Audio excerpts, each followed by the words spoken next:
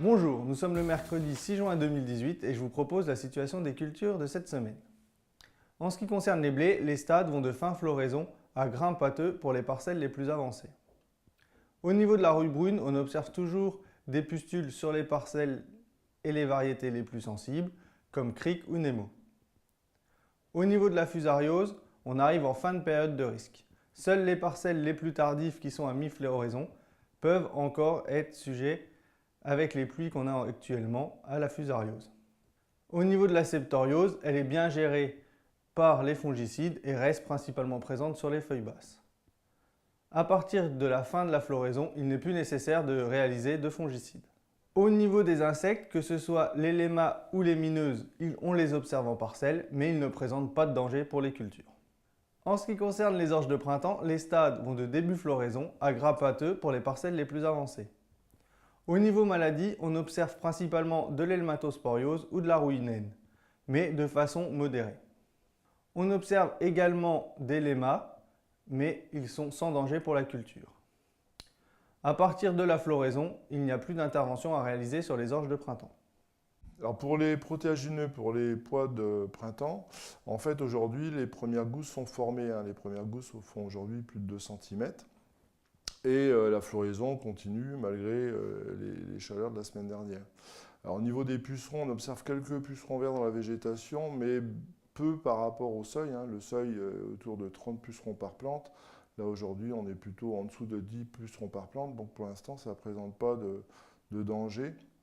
On n'est pas amené à intervenir spécifiquement sur le puceron. Au niveau des tordeuses, par contre, les pièges ont été posés il y a 2 semaines et en fait, en cumulé, on est autour de 200 captures dans les pièges qui prennent le plus dans le département. Je vous rappelle que le seuil est de 400 captures en cumulé pour nécessiter une intervention. Dans les départements voisins de l'Oise et de la Somme, ce seuil a été dépassé cette semaine. Donc pour l'instant, on est encore préservé par rapport à l'insecte.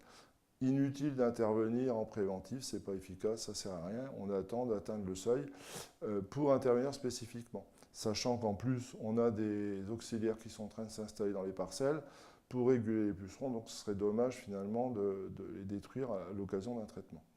Au niveau des maladies, la situation est saine, on a quelques taches d'anthracnose dans les pieds. Avec le vent et la chaleur, on n'a pas eu de développement de botrytis. Peut-être quelques foyers dans des parcelles qui ont subi les orages de la semaine dernière. Alors concernant les pois d'hiver, les fortes chaleurs de la semaine dernière ont arrêté la floraison, puisqu'aujourd'hui on n'a pratiquement plus de fleurs sur les pois d'hiver. Par contre, on a entre 4 et 6 étages de gousses qui sont formés, donc c'est plutôt bienvenu. La situation est globalement assez saine dans ces pois et on n'a pas plus de pucerons dans les pois de printemps, donc pour l'instant, les parcelles sont assez prometteuses. Alors févrole, aujourd'hui on est en pleine floraison dans la majorité des parcelles, avec les parcelles les plus avancées sur lesquelles on peut observer 2 à 3 étages de gousses formées. Au niveau des pucerons noirs, on observait des pucerons noirs depuis 2 semaines. Depuis une semaine, il y a une très très grosse prédation de la part des coccinelles et des cirfes.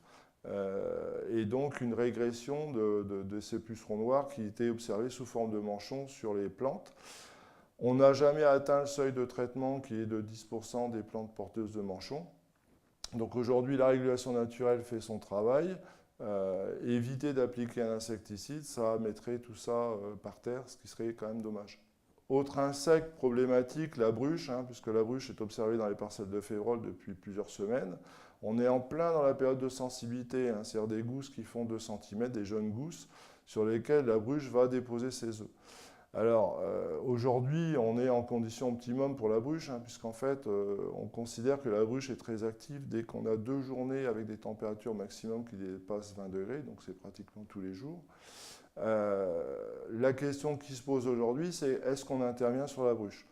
Sachant 2 choses, c'est que les insecticides fonctionnent mal et qu'il faut passer plusieurs fois si on veut couvrir et on n'est même pas sûr du résultat. Donc aujourd'hui, la question c'est est-ce qu'on traite ou pas? D'une façon générale, aujourd'hui, les marchés alimentation humaine sont plus ceux qui sont visés par les agriculteurs. Donc je pense qu'aujourd'hui, on a intérêt à se limiter aux pucerons. La bruche, on a peu de chances d'arriver à atteindre la qualité nécessaire pour le marché alimentation humaine. Au niveau des maladies de la févrole, aujourd'hui la situation est saine. On a quelques taches d'anthracnose, de mildiou, voire de botrytis sur les feuilles basses. Rien de grave pour l'instant. En fait, les protections fongicides qui ont été faites avec des produits de contact. Là où il n'y a pas eu d'orage, finalement, le produit est toujours présent. Mais la situation sur les jeunes feuilles et au niveau des gousses, la situation est très saine. Donc pour l'instant, pas d'intervention à envisager dans l'immédiat. Pour la rouille, il est trop tôt. Normalement, la rouille, on la voit arriver plutôt fin juin, à la fin de la floraison. Donc on continue d'observer, mais pour l'instant, ça ne sert à rien d'envisager des traitements préventifs. Ça n'a aucun intérêt. On intervient dès qu'on voit arriver la rouille, un peu comme on réagit sur céréales en fait. Alors sur les maïs, aujourd'hui on a des maïs qui poussent très très vite, pratiquement on se prend 2 feuilles par semaine. Aujourd'hui les maïs ça va de 6 à plus de 10 feuilles, donc on a des très beaux maïs. Alors sur les maïs on observe quelques pucerons, mais sans danger, on n'est pas sur des situations invasives comme on a pu le connaître par le passé. La situation reste saine pour l'instant, donc inutile d'intervenir. Je vous rappelle qu'à ce stade-là, le maïs, on ne peut plus le désherber, donc normalement, tout ce qui était rattrapage a dû être fait la semaine dernière ou la semaine précédente. En matière de pyrale, l'année dernière, vous avez signalé des vols de pyrale importants sur le secteur producteur de maïs, à savoir la vallée de la Marne, la vallée de l'Aisne, la vallée de la Serre et la vallée de l'Oise. Pour l'instant, les suivis des papillons montrent que les papillons, enfin en tout cas les larves qui étaient stockées dans les cannes de maïs ont repris leur activité avec les sommes de température. On va bientôt installer les pièges à pyrale et on vous communiquera les périodes de vol dès qu'on pourra piéger ce papillon, sachant qu'on risque d'avoir des vols qui démarreront d'ici 10 jours, donc plutôt précoces par rapport à l'habitude, puisque les vols de pyrale, en général, ça se passe plutôt début juillet. Mais avec les décalages de stade, avec les sommes de température importantes de ces derniers jours, finalement, on va avoir des sorties de papillons plus précoces qu'à l'habitude. On fera un point spécifique la semaine prochaine. Alors, nous vous souhaitons une bonne semaine. À la semaine prochaine.